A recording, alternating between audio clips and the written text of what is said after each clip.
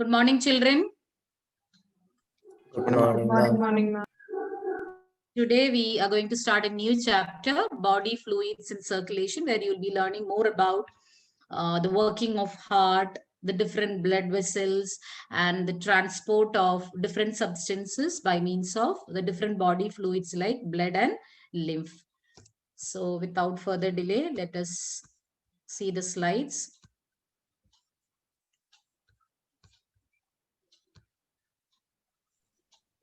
If you find any problem in the voice clarity, please do let me know because I'm not using the headset. Hope it is clear. It is a little less than the normal days, or it's okay? It's okay, ma'am. Clear. Okay.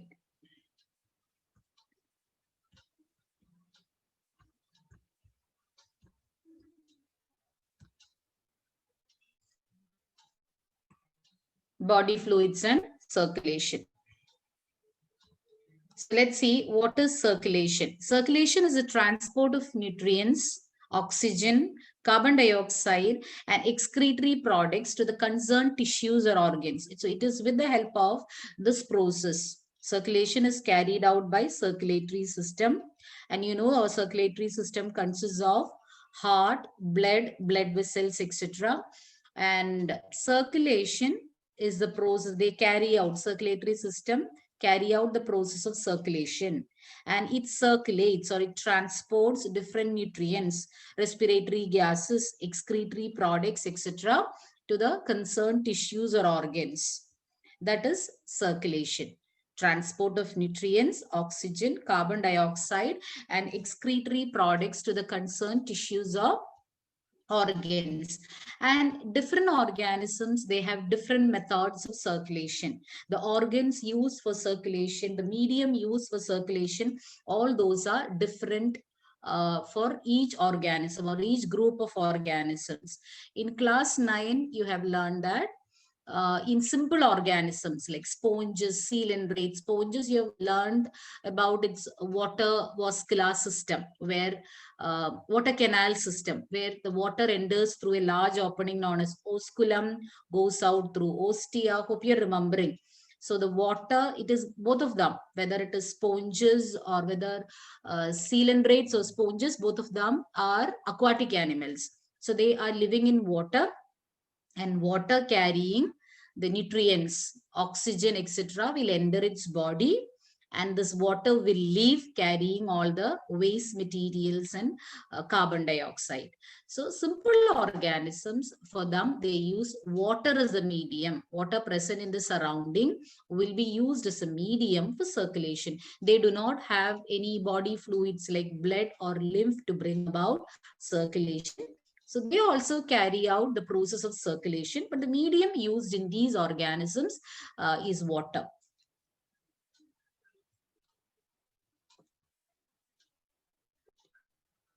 Now, circulatory pathway. Circulatory system, you can broadly categorize into two types. This also you have learned in class 9. This year also, I think no, that topic was deleted. Circulatory system, it has got mainly two types are there. You can broadly categorize it into open circulatory system and closed circulatory system. Do you remember the difference between these two? Can anyone tell me what is the main difference between open and closed? I have taught you in class 9. And this year we couldn't. In the structural organization of animals, I think it is being mentioned. No, but we learned, no, where we learned about different phyla. I think we learned Blood this year. directly pumps to all cells of the body. Yeah, in which case? Open. Open. And in closed? There are veins and arteries for transporting blood. There are definite blood vessels. So blood will be flowing through definite blood vessels. In case of closed circulatory system, the body organs won't be bathed in blood. They will flow only through definite blood vessels. Whereas in open circulatory system, the entire organs will be bathed or dripped in blood, and the blood is not flowing through any definite blood vessels in them.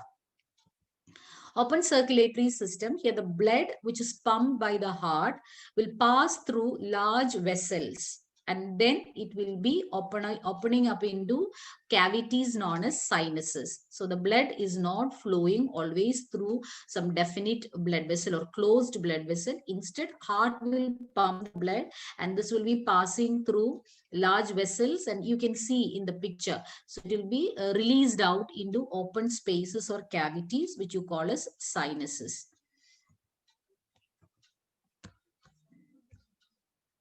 An example, arthropods and mollusks. Examples for organisms having open circulatory system. Then closed circulatory system, here the heart will pump the blood. In both cases, heart is pumping the blood. Here also heart will pump the blood, but it always passes through some definite blood vessels.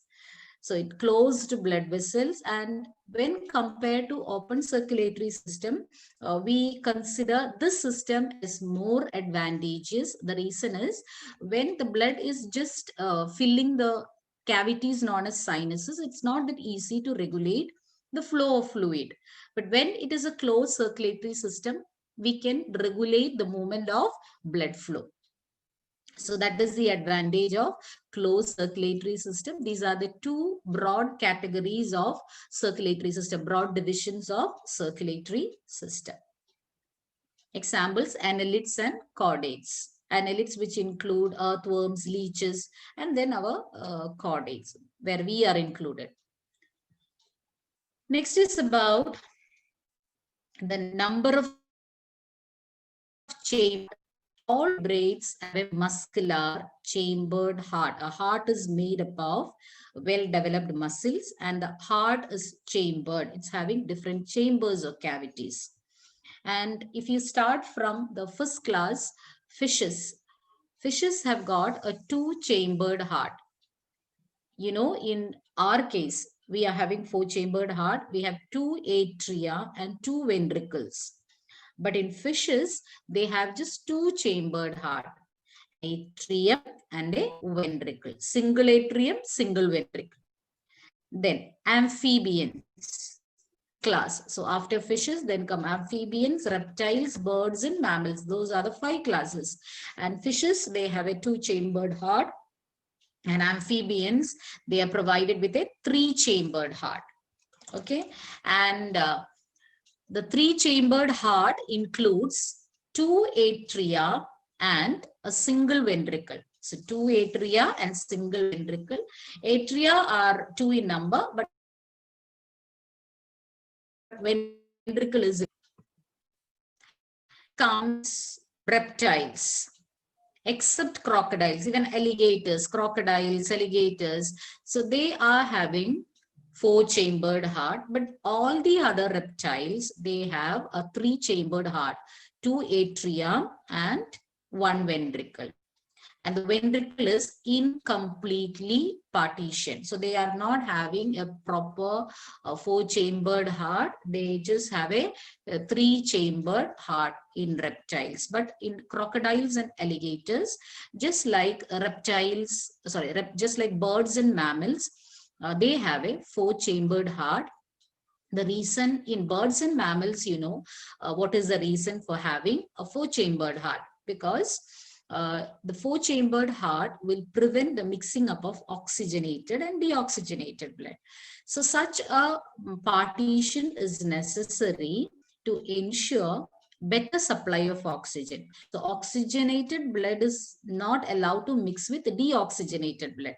This will ensure a better supply of oxygen. Why do they need more supply of oxygen, birds and mammals?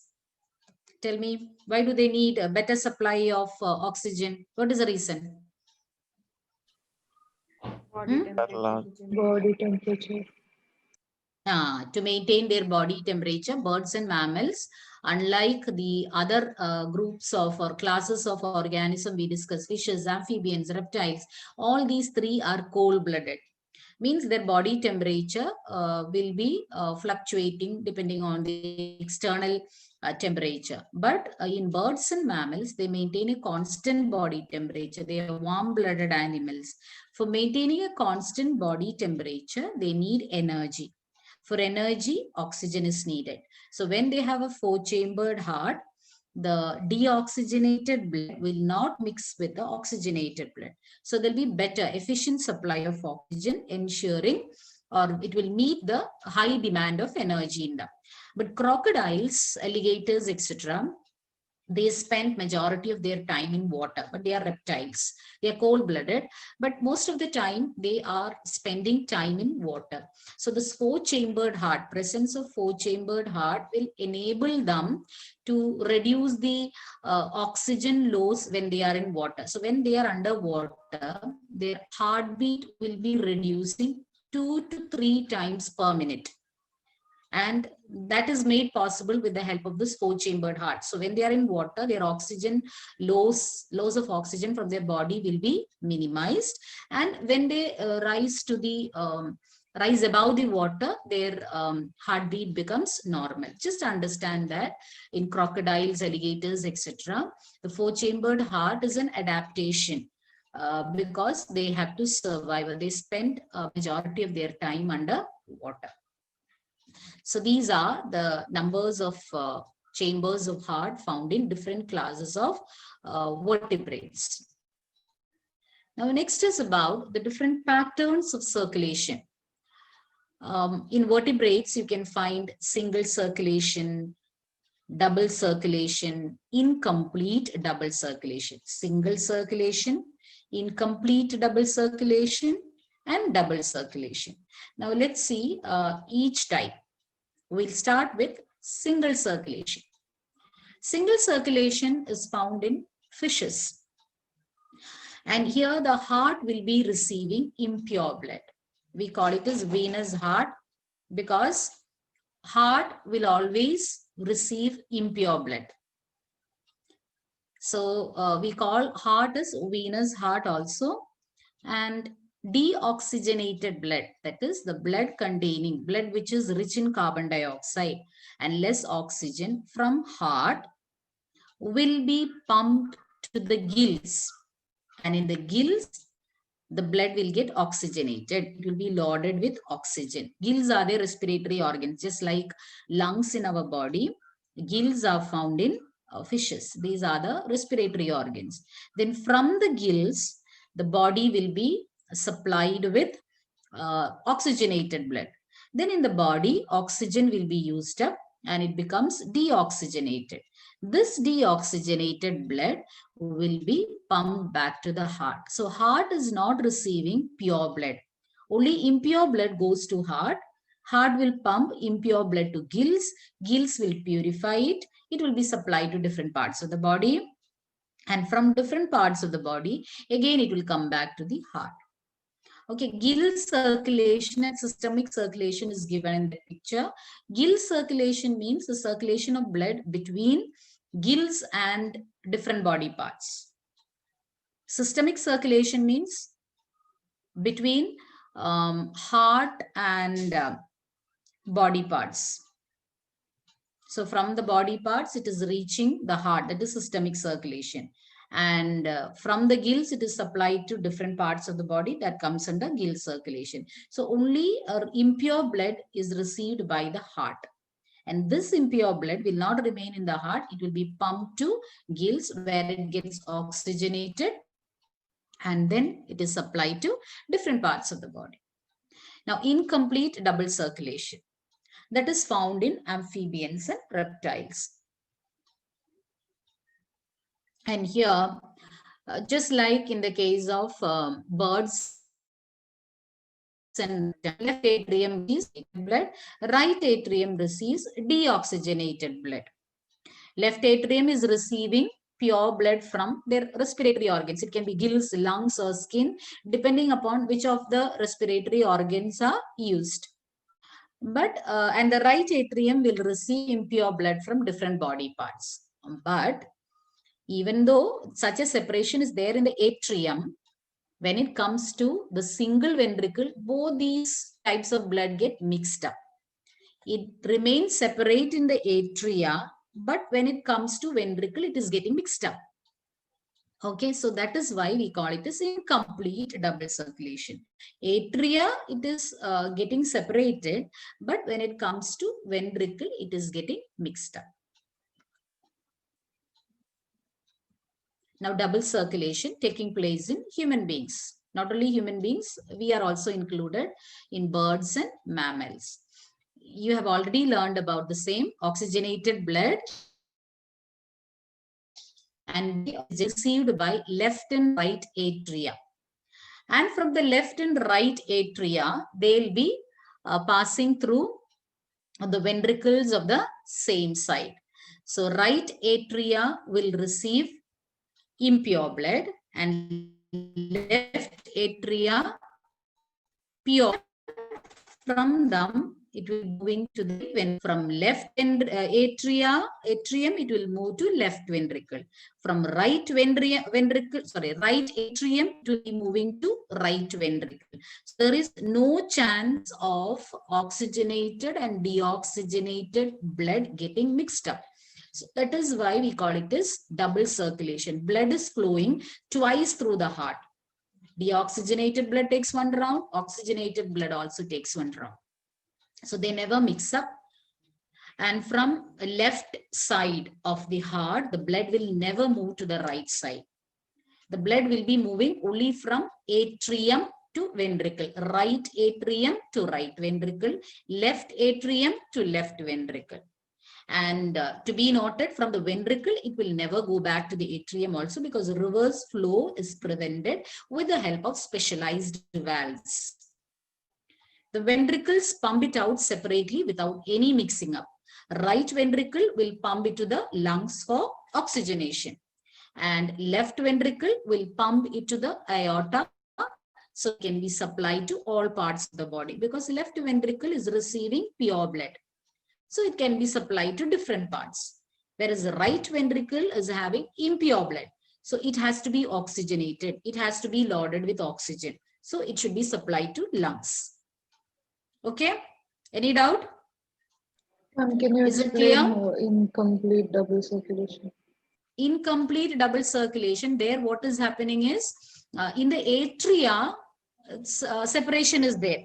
Right and left atria are there. So impure blood will reach the right atrium and pure blood will reach the left atrium. So there you can find separation of oxygenated and deoxygenated blood. But that doesn't happen in the ventricle. Ventricle, only single ventricle. So from the left atrium and from the right atrium, that is left from the left atrium, oxygenated blood, and from the right atrium, deoxygenated blood will be moving to the same ventricle. So there they get mixed up. Deoxygenated and oxygenated blood will get mixed up.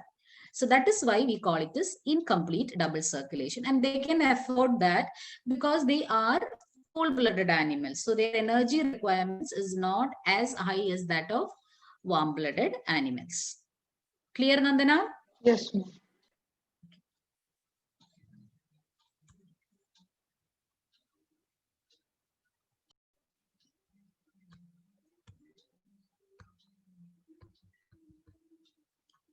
Okay, now let's see the human circulatory system.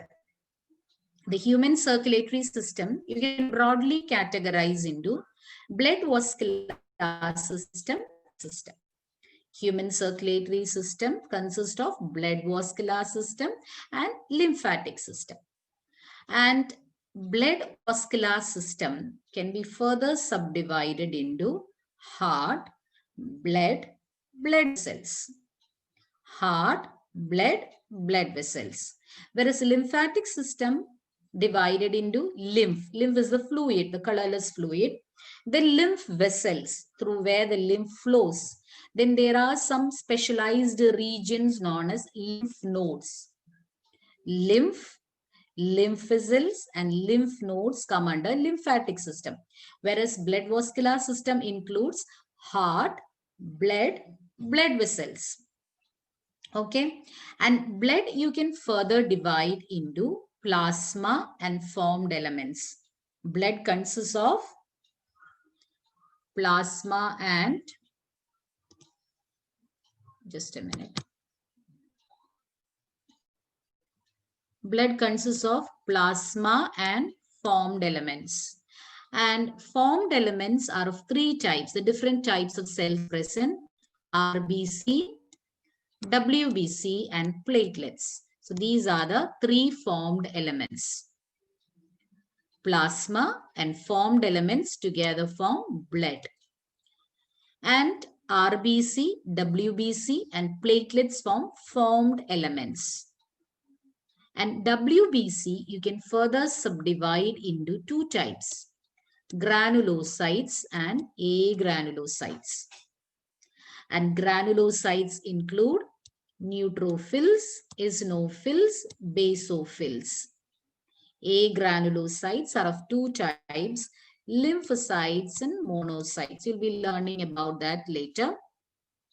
Now, blood vessels are three types, arteries, veins, and capillaries.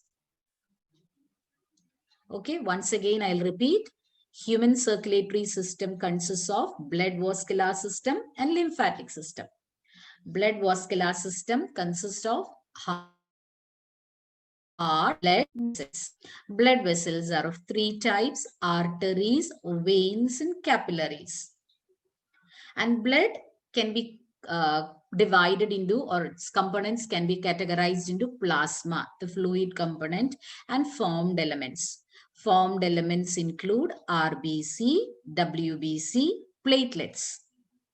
And WBC, or white blood cells, or we even call it as leukocytes. Last day Nandana had asked me about what are erythrocytes. Erythro means red. Okay, so RBC is known as, otherwise known as erythrocytes. Whereas WBC, you call it as leukocytes. Leuko means white or colorless. Okay, leuko, white. Leukemia, you have heard, for blood cancer. Blood cancer is also known as leukemia. White is known as leukemia. In blood cancer, the white blood cells, they divide uncontrollably. The number will be drastically in the blood. So leukemia. Okay, leukocytes, erythrocytes, and platelets are there. And leukocytes you can further categorize into granulocytes and agranulocytes.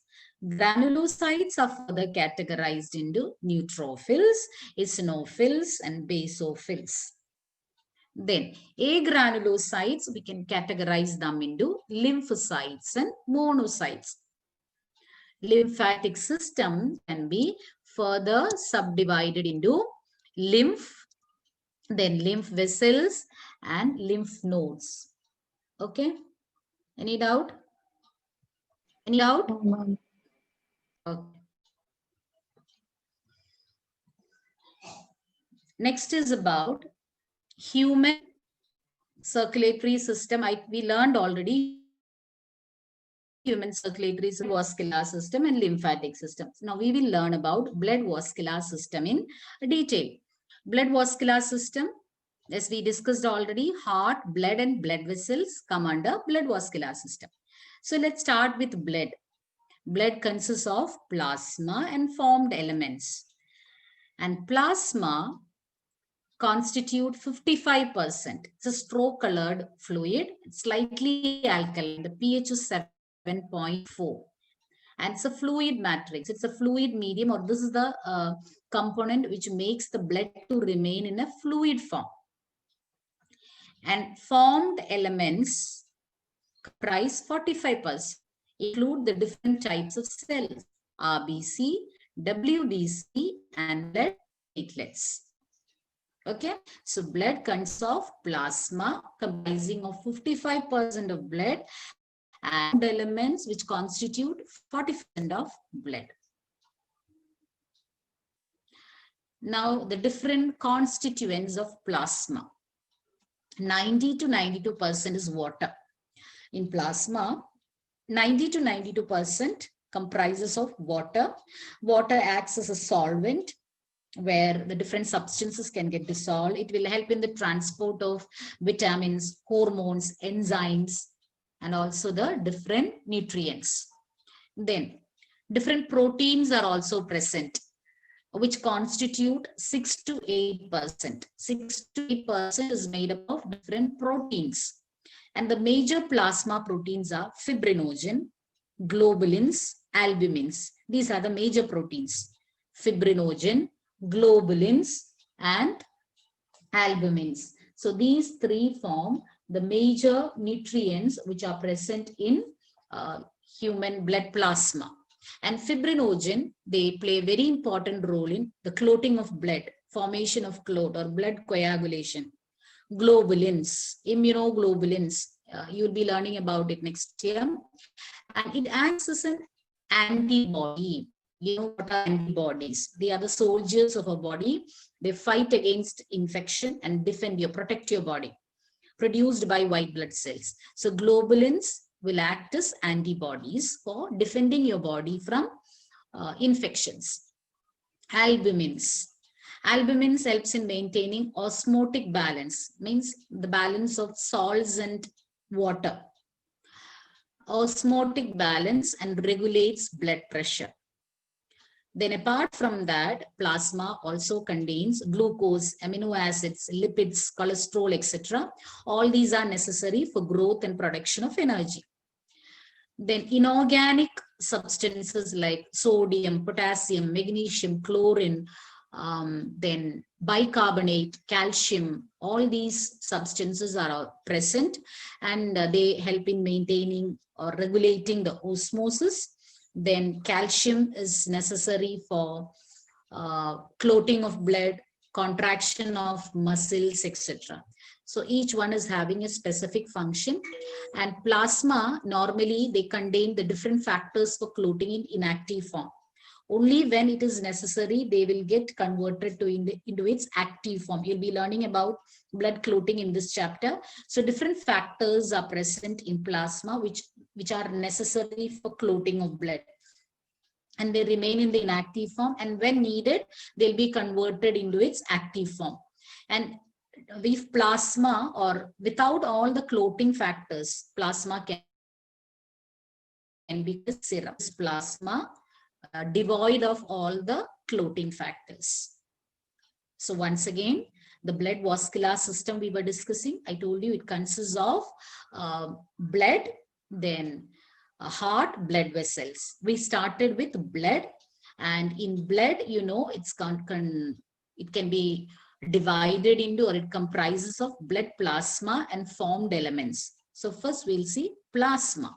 So plasma consists of water, proteins, different other nutrients, inorganic ions, etc.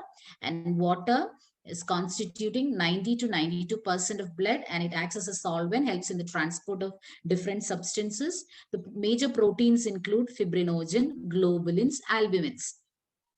And each of them is having a specific function. Fibrinogen help in clotting, globulins act as antibodies for defending your body against infections. Then albumins help in maintaining the osmotic balance and regulating blood pressure. Then glucose, amino acids, lipids, cholesterol, etc. are necessary for energy production and growth. And so many inorganic ions are also present. So they help in regulating osmosis. And also calcium helps in blood clotting and muscle contraction. So the role of calcium in muscle contraction, you will learn in the chapter locomotion. And plasma consists of different factors in its inactive form. Without these factors, you call as serum. Okay. So I think we will not have time for discussing the formed elements, but just this slide I will show you. The formed elements includes different types of cells: RBC, WBC, blood platelets. RBC or red blood cells, we can even call it as erythrocytes. We even call, instead of cells, corpuscles also, red blood corpuscles or red blood cells, or erythrocytes. Erythro means red, white blood cells or leukocytes, platelets or thrombocytes. So details of that we'll be learning in our next class. Okay. So we will have a quick recap of what we have covered. Children, yesterday I had asked you to revise that different terms like expiratory capacity, inspiratory capacity, tidal volume, but nobody reminded me. That means you did not learn. Is it because you did not learn, you did not remind me?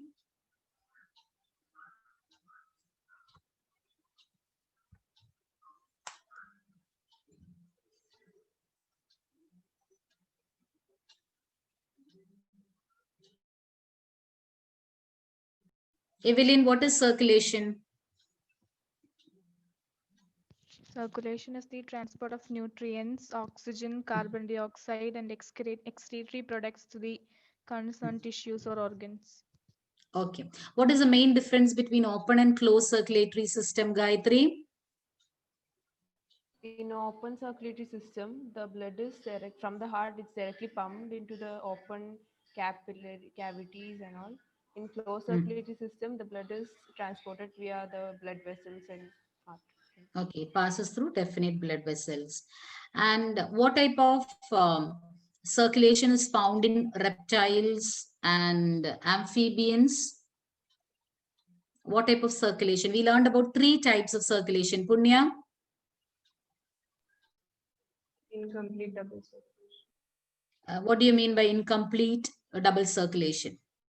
2 auricles in 1 ventricle, and the blood mixes in the ventricle. And in auricle or in the atria, how it is being, children, you can even call it as auricle. Auricle and atria, both are same. Auricle, auricles. Atrium, atria. Okay, both terms are correct. Punya told it as auricle. Yes, ma'am.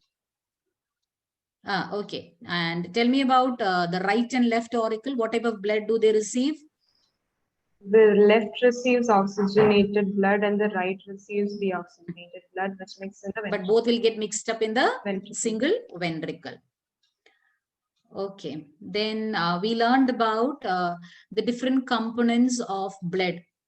So how can you categorize the major components of blood? Vidar, what are the major components of blood? Plasma and formed elements. Plasma and formed elements. Formed elements comprises of, or it comprise of, Naureen? RBC, WBC, and platelets. Okay. And what are the different proteins present in plasma, Donna? Different proteins present in plasma. Donna, are you there?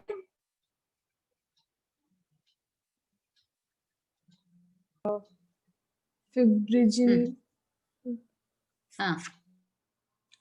Fibrinogen, Fibrinogen, globulins, and albumins. globulins, and Albumins. third one, albumins. So what is the role of fibrinogen, Nandana? What is the role of fibrinogen? For blood clotting. Blood clotting. What about albumin? Nia, role of albumin? Nia? Osmotic balance. And also helps in maintaining blood pressure. What about globulins? What is the role of globulins? Michael? Michael?